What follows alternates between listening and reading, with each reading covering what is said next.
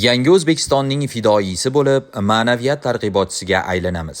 O'zbekiston musulmonlari idorasi hamda din ishlar bo'yicha qo'mita hamkorligida o'tkazib kelinayotgan amaliy tadbirlarning navbatdagisi 2025-yil 15-aprel kuni Toshkent viloyati Bo'stonliq tumanida o'tkazildi.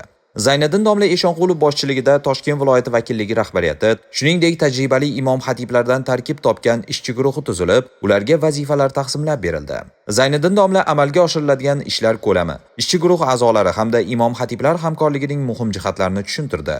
Shuningdek, O'zbekiston musulmonlari idorasi raisi o'rinbosari Obidjon Qodirov so'zga chiqib, ijtimoiy tarmoqdan foydalanish, masjid Telegram guruhlarini rivojlantirish kabi ko'rsatma va tavsiyalarni berib o'tdi.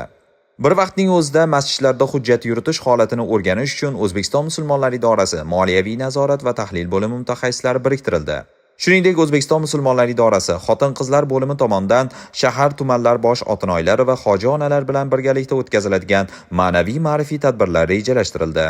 Imkoniyati cheklangan va nogironligi bo'lgan shaxslar holidan xabar olish maqsadida Bo'stonliq tumanida joylashgan 125-sonli imkoniyati cheklanganlar uchun maxsus internatga tashrif buyurildi. Tashrif davomida O'zbekiston musulmonlari idorasi va Vaqf xayriya jamoat fondi tomonidan ajratilgan zarur ashyolar xayriya qilindi. Birinchi yo'nalish bo'yicha imom-xatiblar 7 toifaga mansub 120 ta oilaga, otinoylar 5 toifaga mansub 30 ta oilaga, umumiy hisobda 150 ta oilaga kirib, ma'naviy ma'rifiy targ'ibot hamda amaliy yordam tadbirlarini olib bordilar. Ikkita xonadonda yot g'oyalar ta'siriga moyil bo'lganlar bilan suhbatlashildi, tushunchalari to'g'rilandi. 11 ta xonadonda jazoni ijro etish muassasalarida jazo muddatini o'tayotganlarning oila a'zolari, jazo muddatini o'tab qaytganlar, muqaddam sudlanganlar bilan yurtimizda olib borilayotgan islohotlar borasida suhbatlashildi. 38 ta holatda oilaviy ajrimlarning oldini olishga harakat qilindi. 10 ta holatda oila buzilishining oldi olindi. 21 ta xonadonda ma'naviy ko'makka muhtoj bo'lganlar bilan suhbat olib borildi. Nogiron va ehtiyojmand fuqarolar, shuningdek, tabarruk yoshdagi keksalar yashaydigan 11 ta oilalarga kirib, ulardan ko'ngil so'raldi, sovg'a-salomlar berildi.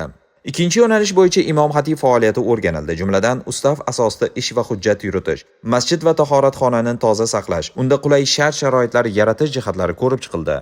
Diniy idoraning nazorat va tahlil bo'limi mudiri Islomiddin domla Zuhriddinov tomonidan Bo'stonliq tumanida faoliyat olib borayotgan masjid mutavvallilari uchun yashil energiya, masjidning moliyaviy ishlarga doir faoliyatini tartibga solish, tushumlar shaffofligini ta'minlash bo'yicha zaruriy ko'rsatma va muhim tavsiyalarni berib o'tdi. Uchinchi yo'nalish bo'yicha ishchi guruh a'zolari masjidlarda peshin namozini ado qilib, yig'ilgan qavmga yurtimizda bo'layotgan xayrli ishlar, mehr-oqibat va shukronalik fazilati, tinchlik qadri, yaxshilikning mukofoti yaxshilikdir.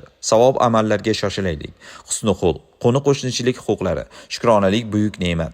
Masjidlarni obod qilish, loqayd va beparvo bo'lmaylik. Ijtimoiy illatlardan saqlanaylik. Ilm ikki dunyo saodati kabi dolzarb mavzularda ma'ruzalar qilib berdilar. Unda 840 nafar tinglovchi namozxon qamrab olindi.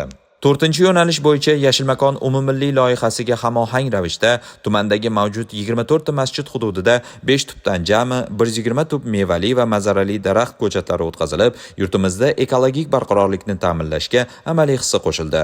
Tadbir so'ngida amalga oshirilgan ishlar tahlil qilinib, imom-xatiblarning ma'naviy ma'rifiy hamda masjid boshqaruvidagi faoliyatida kuzatilgan kamchiliklarni bartaraf etish yuzasidan ko'rsatma va tavsiyalar berib o'tildi.